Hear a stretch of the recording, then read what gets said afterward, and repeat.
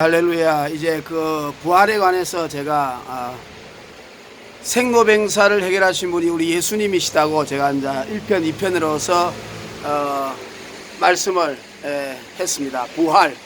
예수님이 부활하심으로 인생의 모든 문제를 해결하셨다. 그래서 모든 종교가 그토록 인간의 생로병사를 해결하려고 그랬고, 또 모든 철학들이 인류의 궁극적인 문제를 해결하려고 했던 그 문제들이 다 우리 예수님 한 분으로 다 이루어졌다. 할렐루야. 예수님은 인류의 구세주시고 우리의 메시아이시고 우리에게 소망과 희망을 주시는 분인 줄로 확실합니다. 할렐루야. 근데 이제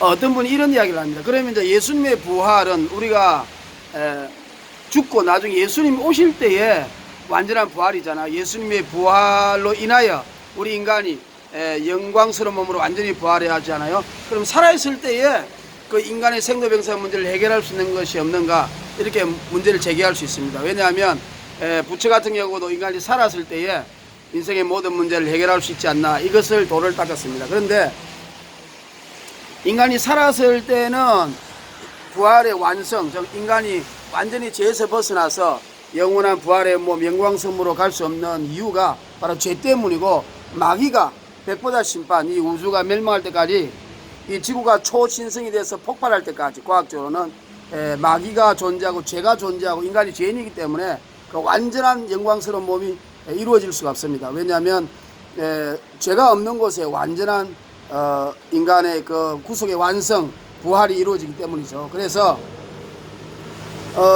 살아있을 동안에도 우리가 이제 예수님을 믿으면요, 부활의 단계에 진입했다고 볼 수 있는 것입니다. 광의의 부활. 다시 말하면 우리가 예수님을 믿잖아요. 그럼 이 땅에서 우리가 죄를 짓고 있지만은 예수님으로 인하여 의인이라고 칭함을 받고 나중에 이제 부활의 단계에 들어서서 예수님이 재림하실 때에 우리 육신이 예수 믿으면 천국 가 있다가 우리 육체가 무덤이 갈라지고 살아있는 우리가 변화되어서 완전히 영광스러운 몸, 부활의 몸으로 글로리파이드 바디, 그러니까 우리 예수님처럼, 우리 예수님은 상처가 있지만 우리는 흠도 점도 없는 그런 몸으로 부활하게 되는 것이 부활의 완성입니다. 그래서 영원히 늙지 않고 죽지 않고 썩을 것이 썩지 않고 욕된 것이 영광스러운 몸으로 완전히 변화되는, 또 땅의 지체가 완전히 하늘에 속한 그런 영광스러운 몸, 하나님의 모습, 천사의 모습, 하나님은 될 수 없지만 그러한 영원히 사는 그런 존재로 바뀌게 된 것입니다. 그것이 우리가 부활의 완성이죠. 부활의 완성, 진정한 부활입니다. 그러면 우리가 이 땅에서 예수님을 믿으면 이 부활의, 예수께서 가라사대 나는 부활이요 생명이요 나를 믿는 자는 죽어도 살겠고 무릇 살아서 나를 믿는 자는 영원히 죽지 아니하리라 그랬잖아요. 그러면 우리가 이 땅에서 예수를 믿으면요, 이 예수를 믿으면 이 십자가의 공로로 인해서 우리 일단은 영혼이 부활하는 것입니다. 영혼, 심령 부활. 다시 말해 우리 육체는 죽어서 흙으로 돌아가서 나중에 예수님 오실 때에 낙원에 가 있는 그 영혼이 예수님 오실 때에 이 땅에서 육체가 부활해서 완전한 몸으로 이렇게 결합되지 않습니까? 그런데 이제 이 땅에서 우리가 죽기 전에는 우리가 많은 종교들이 특히 죽기 전에 인간이 영원히 살 수 있는 그런 구원의 도리가 있지 않느냐 하고 많은 사람들이 그거에 관한 질문을 제기했을 때에 제가 지금 말하고 있는 것은 인간은 죄가 있고 또 마귀가 있기 때문에 이 땅에서 살아있는 동안에는 완전히 부활의 모습으로 우리는, 예수님은 완전한 부활한 모습, 영광스러운 모습으로 40일 동안 500년 행자, 12제자, 70인 제자, 그리고 많은 예루살렘을 다니면서 그분은 그렇게 보여셨지만 우리는 죄 있는 사람이기 때문에 예수님 오실 때에, 휴거와 지상재림 때에 영혼 육의 완전한 부활의 완성된 모습이 이루어지지 않습니까? 그러면 살았을 때는 우리가 예수 믿으면요, 부활의 단계에 이제 진입하는 부활의 시작이라고 볼 수 있습니다. 예수님 오실 때에 우리가 영혼이 육신하고 결합하고 육신이 모든 원소들이 결합해서 완전한 영광스러운 몸으로 우리가 부활하는 것은 부활의 완성이라고 볼 수 있는 거죠. 최종적인 부활. 그럼 이 땅에서 우리가 살아있을 동안에는요, 예수를 믿음으로 나는 부활이요 생명이니 나를 믿는 자는, 요한복음 15장이잖아요. 나를 믿는 자는 죽어도 살겠고 죽어도 살겠고 무릇 살아서 나를 믿는 자는 영원히 죽지 아니라. 그렇기 때문에 우리 영혼이 부활이 된 겁니다. 우리가 예수님을 안 믿으면 우리 심령이 죽어 있잖아요. 근데 그 죽었던 심령이 성령님으로 인하여 예수님을 믿음으로 하나님의 은혜로 우리가 영혼이 부활하는 것입니다. 그래서 영혼 부활, 심령 부활이 부활의 첫 단계가 이 땅에서 살아있는 동안에, 즉 예수님이 오실 때까지는 우리가 영혼의 부활이 이루어져서 육신의 부활을 완전히 기다릴 때까지, 완성된 부활이 올 때까지 영혼의 부활의 단계에 접어들기 때문에 이것 또한 부활의 영역에 들어온 것이며 생로병사 문제를 해결하는 것에 진입했다고 볼 수 있습니다. 왜냐하면요, 자, 우리가 심령의 부활이 일어나잖아요. 예수를 믿으면. 그러면 생로병사죠.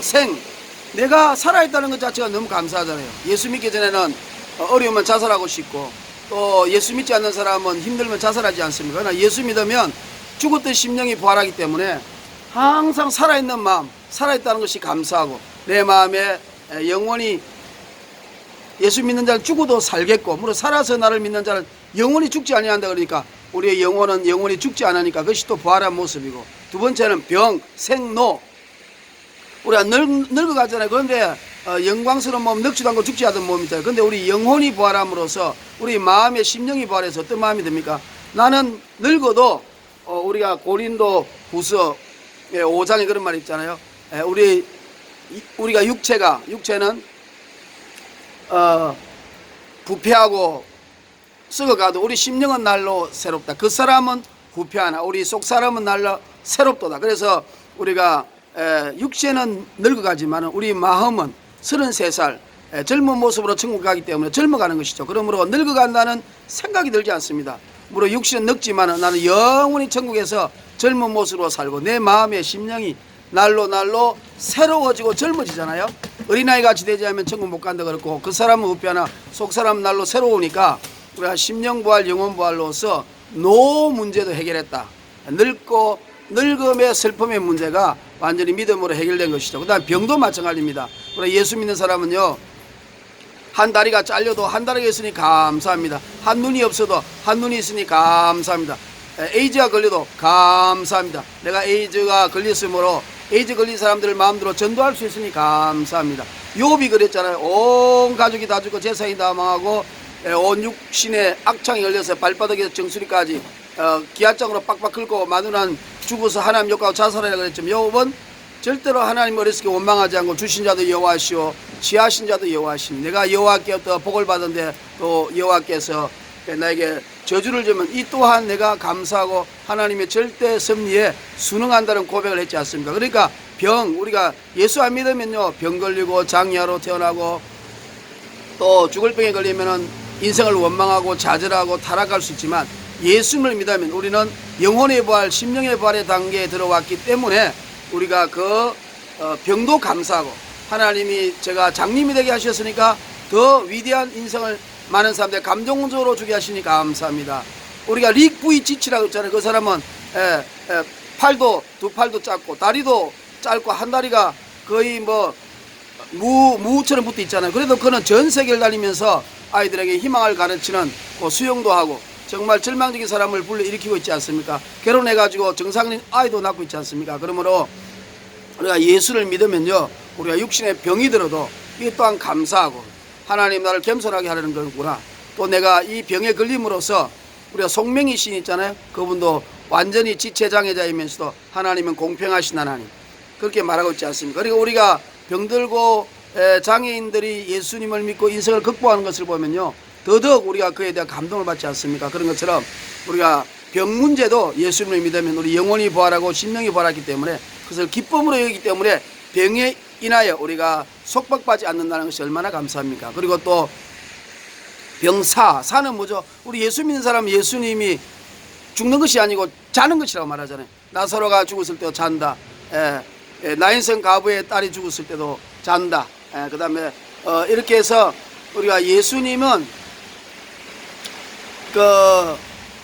예수 믿는 사람이 죽은 것은 잔다는 것을 전제로 하거든요. 예수 안 믿는 사람은 죽는다. 그 죽음이라는 것은 1차 주맥은 육신의 죽음이고 2차 주맥은 지옥 가는 거잖아요. 그러니까 성경 안에서 죽는다는 것은 생명이 없는 것, 하나님 관계가 완전히 끝나는 것, 관계가 끊어지는 것. 그래서 다시는 하나님과의 관계가 회복되지 않는 영원한 지옥을 말하는 것입니다. 그러나 예수 믿는 사람은 잔다 그런다는 것은, 여러분, 잔다는 것은 다음날 눈을 떠서 생명에서 눈을 뜬다는 것을 전제라고 했잖아요. 그러니까 예수 믿는 사람은 이 땅에서 나이가 들든 나이가 들지 않든 죽어서 눈을 감으면 바로 조금 있다가 눈을 뜰 때 천국에서 살아있는 모습으로 눈을 뜨지 않습니까? 그러니까 예수 믿는 사람은 잔다. 그러니까 예수 믿는 사람은 죽어도 죽지 않는 것이죠.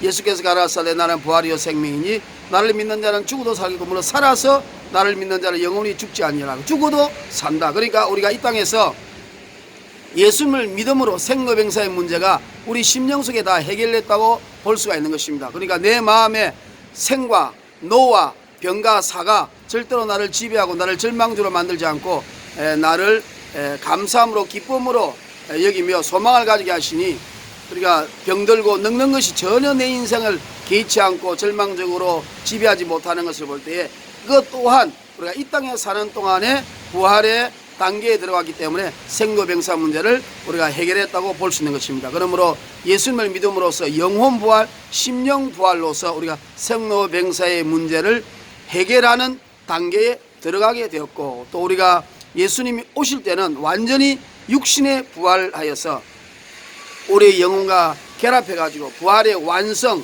늙지 않고 죽지 않고 병들지 않고 욕된 것이 영광스러운 것으로, 죽을 것이 죽지 않을 것으로, 썩는 것이 썩지 아니할 것으로 영원히 이제 살 수 있는 이런 부활의 완성이 되기 때문에 바로 예수님을 믿으면 생로병사 문제가 해결되고 그 첫 열매가 바로 예수님이시다. 예수님이 바로 우리 예수님은 바로 죄 문제를 해결한 사들은 성령이 임하고 그 성령을 받고 예수님을 믿는 자는 바로 이렇게 부활하여서 늙지 않고 죽지 않는 모습으로 시공간을 초월하며 요한복음 20장 19절에 그런 모습으로 그토록 모든 종교와 철학과 문학과 모든 것들이 그토록 바랬던 그 구원의 역사가 바로 예수님으로 인하여 완성되었고, 예수 믿는 사람은 바로 예수를 믿는 순간부터 부활의 단계에 접어들어가서 생로병사 문제를 해결하는 그런 진리에 들어서게 됐다는 것을 생각할 때에 우리 예수님이 너무 감사하지 않습니까? 예수님을 찬양합니다. 우리 저 옛날에 그 보니까 김동리 그분 있잖아요. 그 감자 그분을 쓴 유명한 분이잖아요. 근데 이제 그분이 그 저 제자 나이가 30인가 40 먹는 제자가 결혼했더라고요. 근데 이제 그 제자가 결혼한 이유가 이 제자가 너무 인생에 고민이 많고 인간의 생로병사, 우주의 근원, 인류의 근원, 인생의 근원이 어려워서 문학으로 해결해 보려고 고민을 많이 하다가 이제 김동길 김동인인가 그렇죠. 김동길이 아니고 김동길 교수님하고 감자를 썼던 뭐 김동인입니까? 그래서 그분하고 결혼을 해서 제자한테도 결혼을 했습니다. 그래서 그분하고 살았는데 그렇게 평생 살면서 인생의 모든 문제를 문학이 해결할 줄 알았는데 그분은 절대로 문학이 해결하지 못했다. 그 김동인 분이 돌아가셨을 때에 그분은 절대로 문학으로도 내 인생은 해결하지 못했다. 그래서 샤르트르가 죽을 때도 죽음 가운데 고통스럽고 절망했잖아요. 살아서는 나의 철학이 죽음을 극복할 것이다. 이 영혼은 육체 속에서 갇혀서 고통을 당하다가 육체를 벗어나면 자유롭게 해방될 것이라고 그렇게 죽음을 철학적으로 이해하고 했지만은 결국은 그걸 극복하지 못하고 인간의 힘으로 안 되는 거죠. 인간은 죽음 앞에서 허망할 수밖에 없습니다. 죄 때문에 심판받을 수밖에 없지요. 그 마귀가 있기 때문에 저승사자가 반드시 데려가기 때문에 그 고통과 절망을 벗어날 수가 없습니다.